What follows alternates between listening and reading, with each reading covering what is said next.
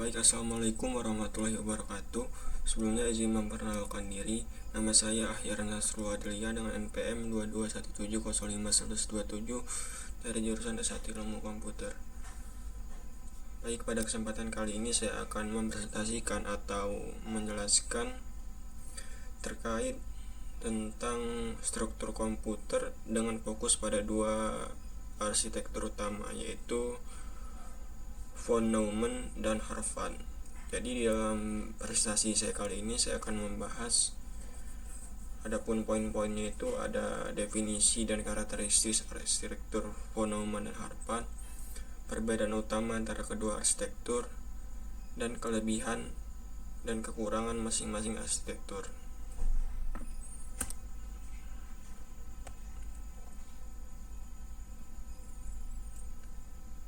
Yang pertama di sini ada arsitektur von Neumann.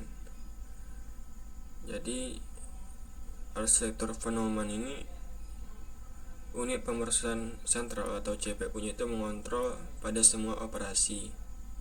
Kemudian memori tunggal menyimpan instruksi dan data. Instruksi dan data diakses dengan cara yang sama.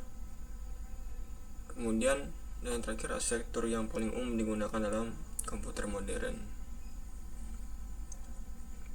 Jadi intinya arsitektur von Neumann ini menawarkan kesederhanaan dan fleksibilitas. Jadi programmer itu dapat dengan mudah mengubah program dengan mengubah data dalam memori. Jadi arsitektur ini ideal untuk komputasi tujuan umum. Selanjutnya masuk ke arsitektur Harvan.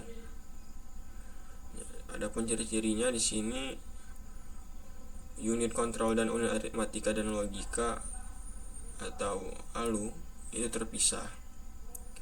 Kemudian memori instruksi dan memori datanya terpisah. Instruksi dan data diakses dengan cara berbeda. Dan yang terakhir arsitektur yang lebih kompleks tetapi menawarkan kinerja yang lebih tinggi. Jadi arsitektur Harvan ini itu menawarkan kinerja yang lebih tinggi. Karena apa? Karena instruksi dan data itu dapat diakses secara bersamaan. Dan juga arsitektur ini ideal untuk aplikasi real time di mana kecepatan dan keandalan itu penting. Selanjutnya kita masuk ke dalam perbedaan utama antara arsitektur von Neumann dan arsitektur Harvan. Dari segi memori bisa kita lihat di dalam tabel ini arsitektur von Neumann itu memiliki memori yang tunggal, sedangkan arsitektur Harvan itu terpisah. Kemudian untuk akses memorinya, arsitektur von Neumann itu untuk akses memorinya sama untuk instruksi dan data, sedangkan arsitektur Harvan itu berbeda untuk instruksi dan data.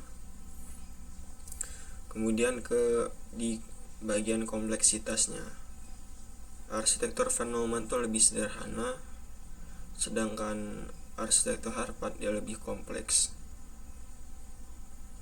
Kemudian kinerja dari arsitektur von Neumann itu cenderung lebih rendah, sedangkan arsitektur Harvan itu lebih tinggi. Dan yang terakhir itu dari segi biayanya. Dari segi biaya, arsitektur von Neumann itu lebih murah, sedangkan arsitektur Harvan itu lebih mahal. Jadi perbedaan utama antara kedua arsitektur ini itu ya lebih kita lihat bisa terletak pada memori dan cara instruksi pada saat data diakses.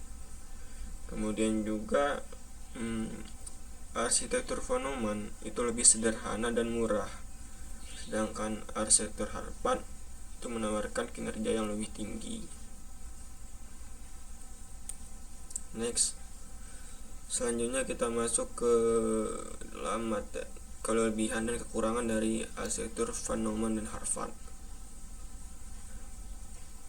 Arsitektur von Neumann ia memiliki kelebihan lebih sederhana dan fleksibel, mudah diprogram, dan juga cenderung biayanya lebih murah.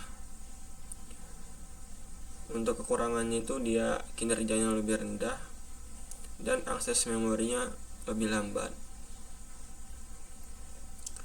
Untuk arsitektur Harvard yang memiliki kelebihan kinerja yang lebih tinggi, akses memori yang lebih cepat, tapi kekurangannya itu lebih kompleks, lebih mahal, dan kurang fleksibel.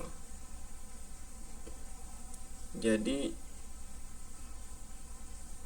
pada bagian pemilihan arsitektur itu tergantung pada kebutuhan spesifik aplikasi. Dan juga arsitektur Feynman itu ideal untuk komputasi tujuan umum, sedangkan arsitektur Harvard itu ideal untuk aplikasi real time. Dan terakhir kesimpulan, jadi arsitektur Feynman dan Harvard adalah dua arsitektur utama dalam struktur komputer. Masing-masing memiliki kelebihan dan kekurangannya sendiri masing-masing. Pilihan arsitektur tergantung pada kebutuhan spesifik aplikasi.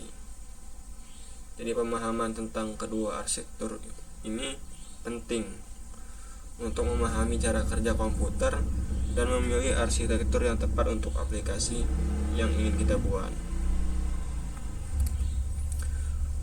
Baik, mungkin cukup sekian penjelasan dari saya. Kurang lebihnya mohon maaf yang sebesar-besarnya. Saya akhiri. Wassalamualaikum warahmatullahi wabarakatuh.